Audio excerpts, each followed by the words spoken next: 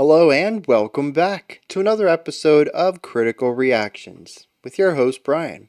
We're going to wrap up today with a special selection. This one comes at us from Charu Paru.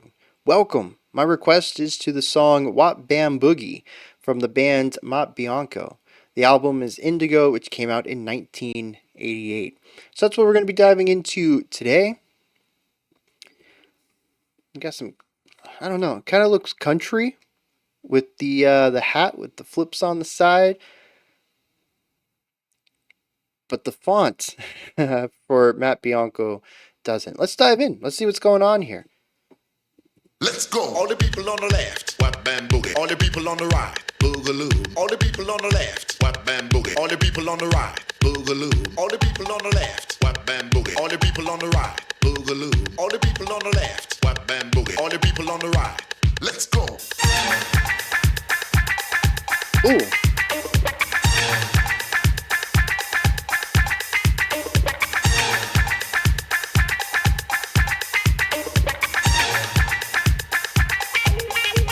Let's go. Babadoo babadoo, oh, oh. Babadoo babadoo, Wap-Bam-Boogie. Babadoo babadoo, oh, oh. Babadoo babadoo, Boogaloo. Babadoo babadoo, oh, oh. Babadoo babadoo, Wap-Bam-Boogie. Dude, this is infectious. Babadoo babadoo, oh, oh. Babadoo babadoo. Let's go, let's go. Oh, the syncopated piano.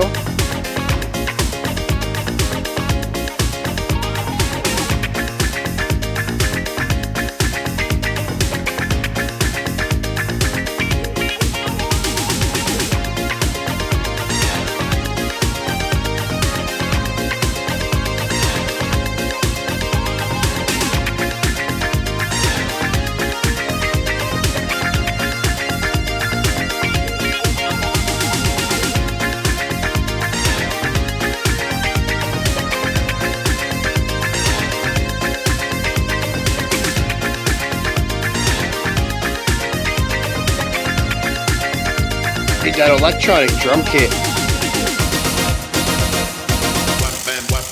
Oh. Wap-a-diddle, wap-a-diddle, boogaloo.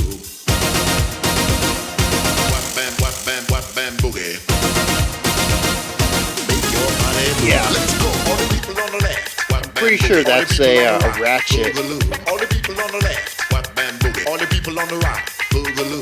All the people on the left. Wap-bam-boogie. All the people on the right. Boogaloo. All the people on the left, Wap-Bam-Boogie. All the people on the right.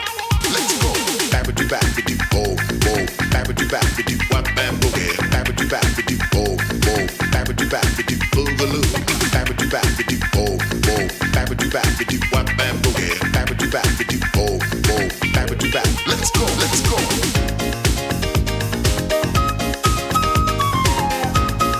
I was wondering if there was going to be some variety. I'll take a flute solo.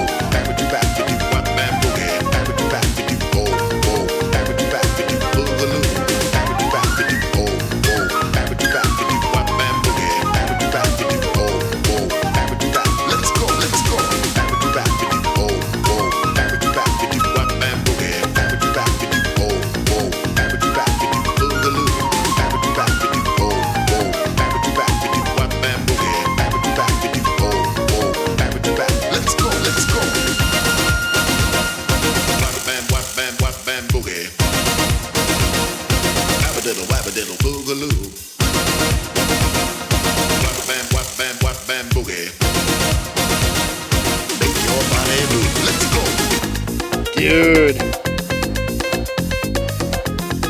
that big band walk up and down to bring us into this, solid.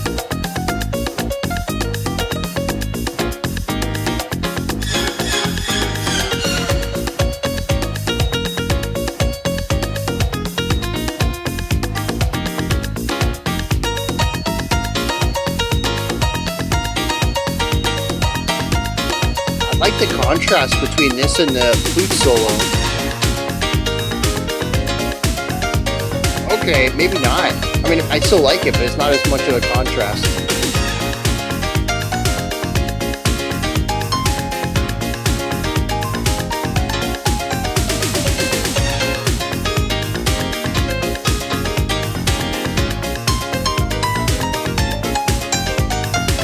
Interesting.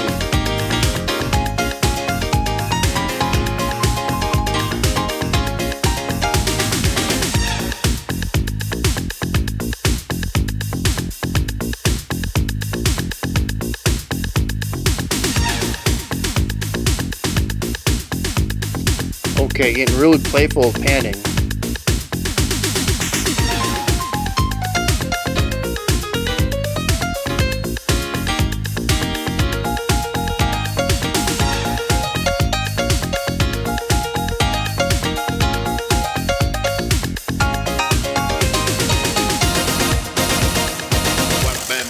Wap-Bam-Boogie.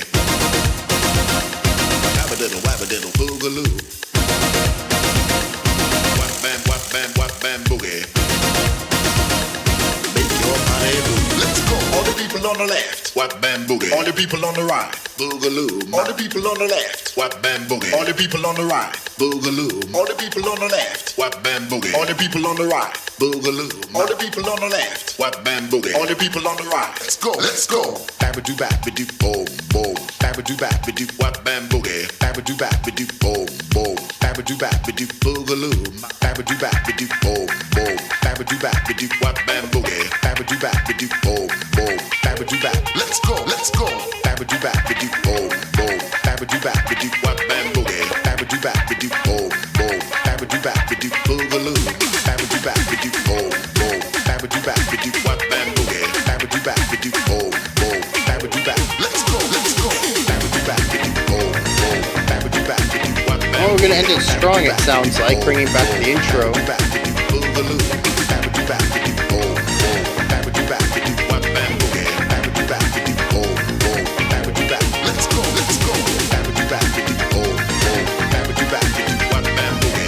Those brassy stingers, they're sounding sampled.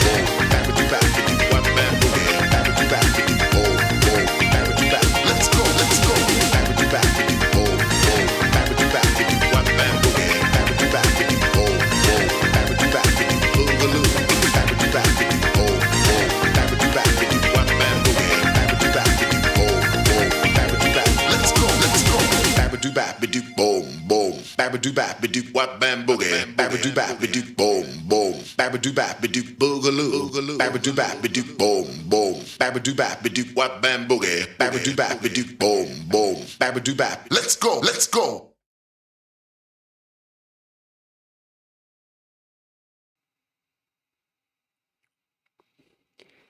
I'm gonna give my initial impressions of this, and then I want to look at what I'm dealing with. Originally, I thought this was a bit of a big band with a vocalist, but the more that I listen to the vocal part, the more there's an overlap that suggests to me that some of these lines aren't intended to be together.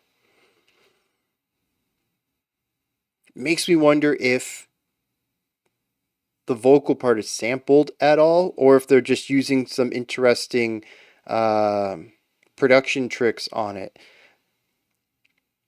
But I'm also listening to the brass, and they sound sampled too. Something about it doesn't... I was going to praise the brass, and I'm sure somebody played that line, whether it's sampled or not. It doesn't sound like it's a digital brass section, but it's also perfect. There's a sort of curve into the attack on it that is perfectly similar every single time. It's identical. You're not going to get that with humans. That's you're going to take a sample of someone doing that and play it over and over. It's too perfect.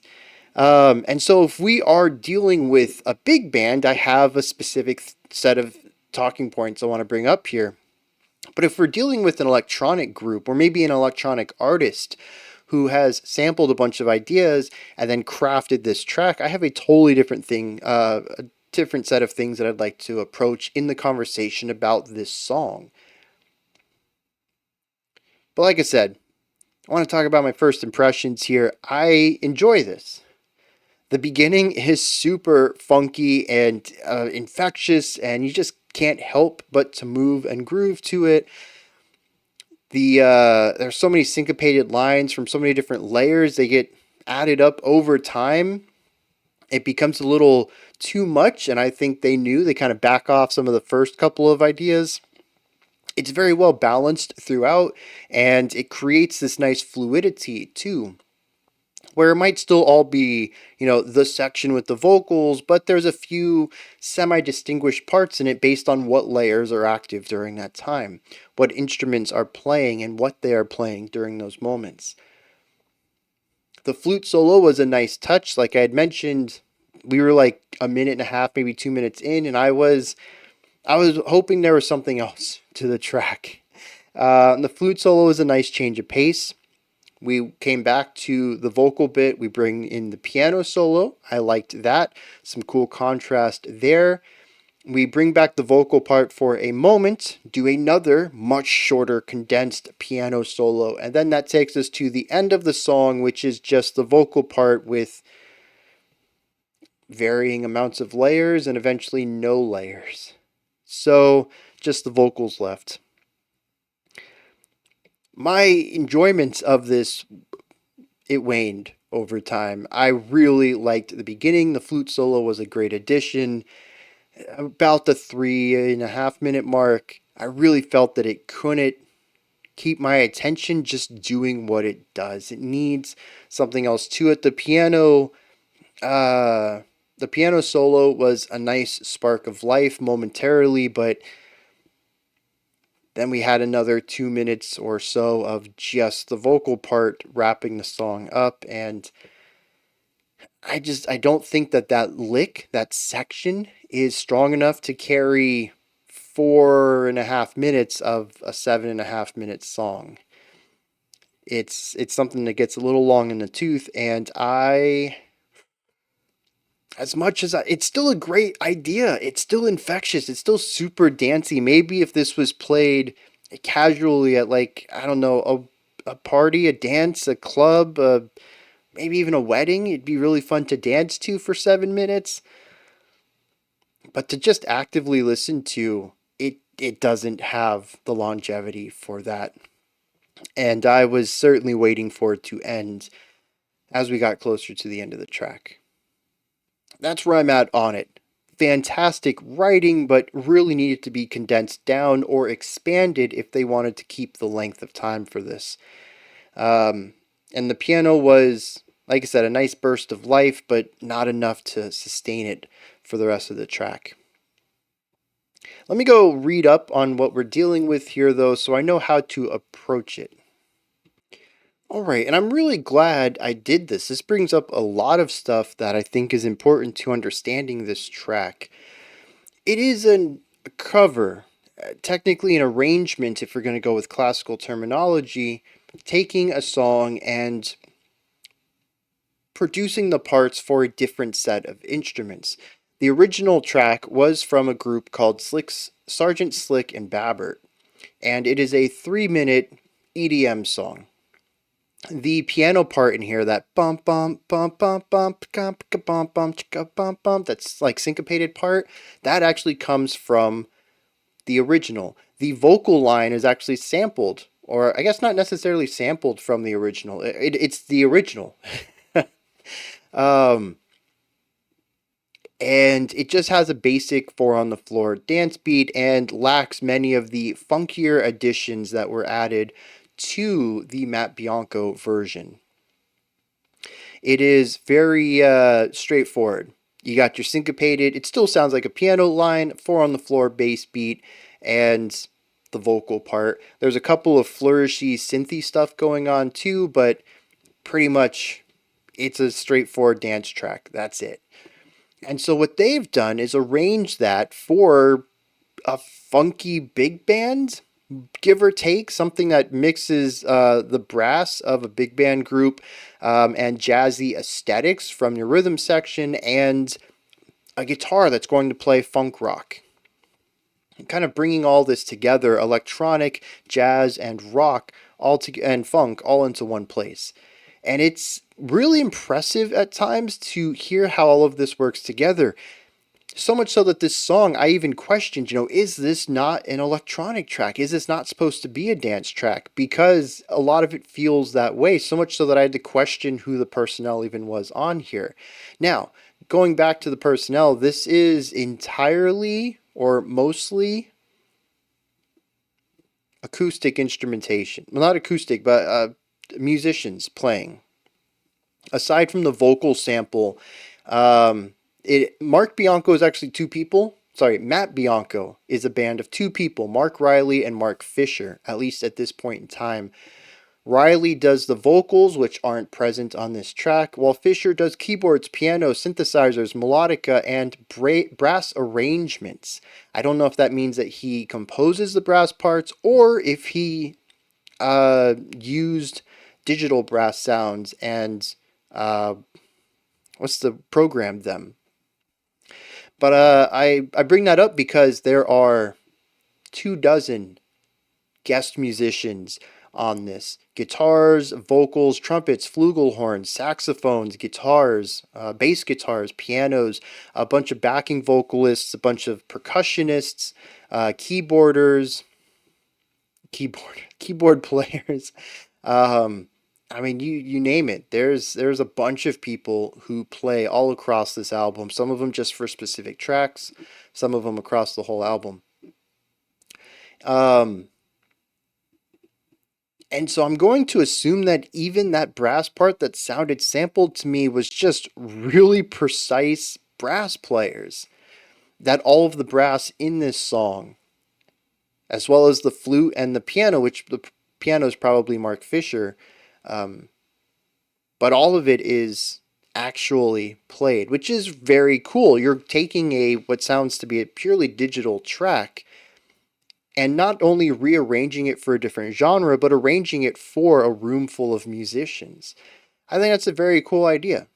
I'd love to see more of it.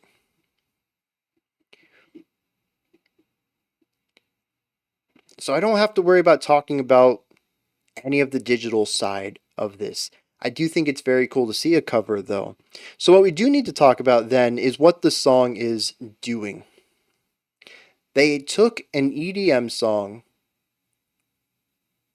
and transformed it into a big band track with funky sensibility. So we already had a semi-syncopated piano part from the original. That motif has been brought into this song. All of the guitar stuff that sits around it, the really funky wah pedal, palm muted stuff, the vamping on the chords in syncopated ways, all of that was added to give a funky flair to this already syncopated dancey beat. It's a very smart decision. I think that is phenomenal to hear the original and say, you know what? We could ramp this up a little bit with some sort of stereotypical funk guitar work, and it's absolutely a positive addition. It is one of the things that makes the beginning of this song so infectious. In fact, we hear the guitar come in before the piano brings in the iconic motif of the original track. And it just works so well the way that these two parts play off of each other rhythmically, where they land and accentuate together and where they hit parts between each other's lines. It's just a really great combination between the two of them, paired with the more straightforward drum work in here to present that strong backbeat for the syncopation to play around. It's great. And then to say, oh, we need some ornamentation around here. There is, like I mentioned, some ornamentation in some additional synth parts in the original. Here, some of those might have been adapted. I didn't really hear too much similarity between them. Regardless, though, the concept is brought over here too, except instead of just one synth part being an ornamentation, we have a plethora of instruments who can provide ornamental ideas, who can provide these accompany parts to it, where maybe it's just a little bit of flourish, a couple of notes here, and then a couple bars later, we'll toss in a couple more notes. But we have a lot of instruments who can support that. So instead of just one instrument, we can actually do 2 or 3 or 4. and they can come in after each other, so it feels more vibrant, it feels more forward momentum. We're passing this idea between instruments. You're gonna, the sax might do a little bit, and then the trumpet does a little bit, and then another guitar comes in and does a little bit.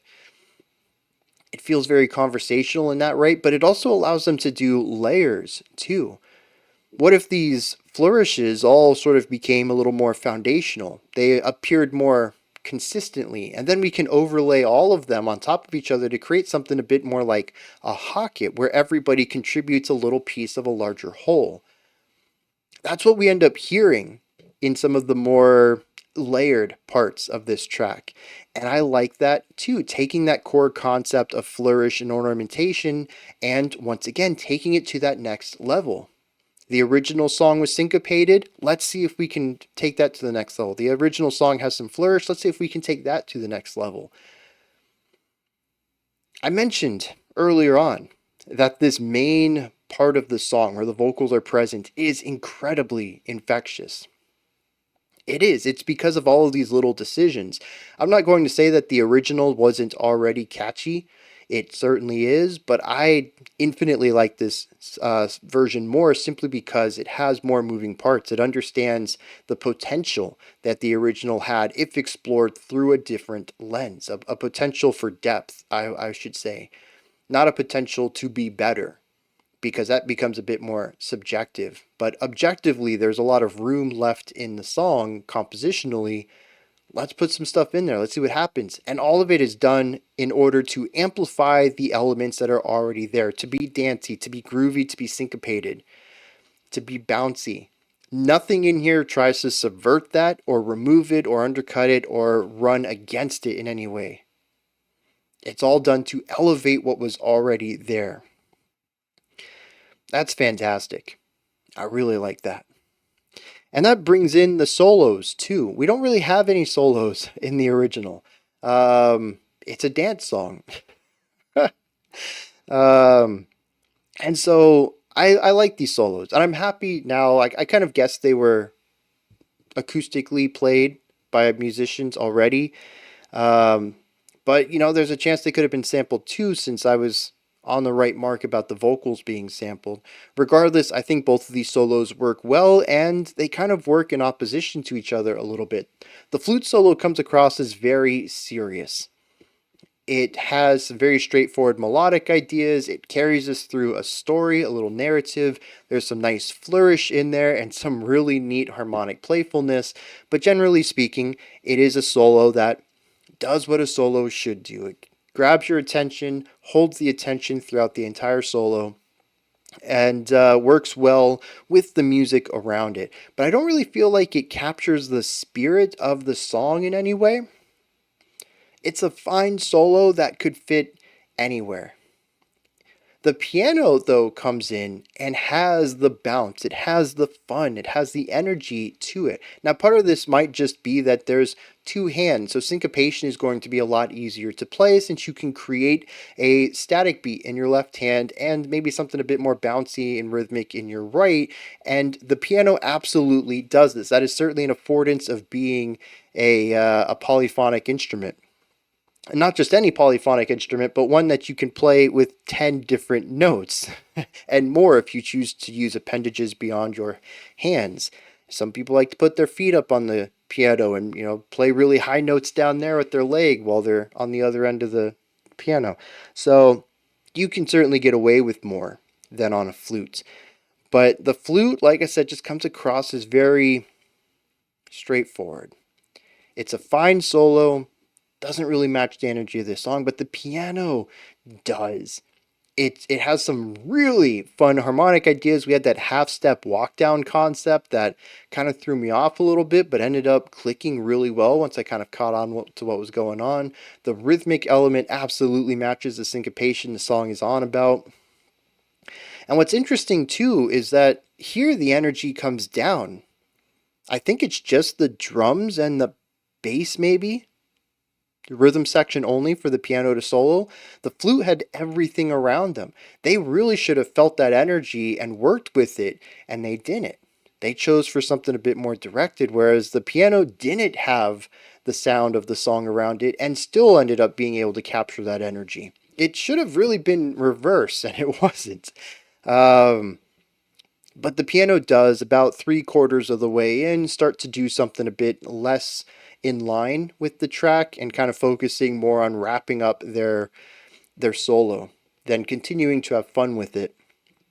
And interestingly, this is also where the band started to work its way back in. So maybe the composers figured that if the band was there, highlighting the rhythmic pulse of the song, that the soloists don't have to, and chose, I don't know. It's an interesting coincidence there. But I do like the first 75% of the piano solo more than the flute solo because it just feels like more of the music. It feels like it understands the track rather than just being a solo in a song.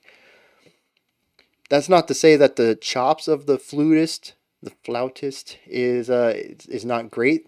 They're definitely great at playing the flute. I like the melody line.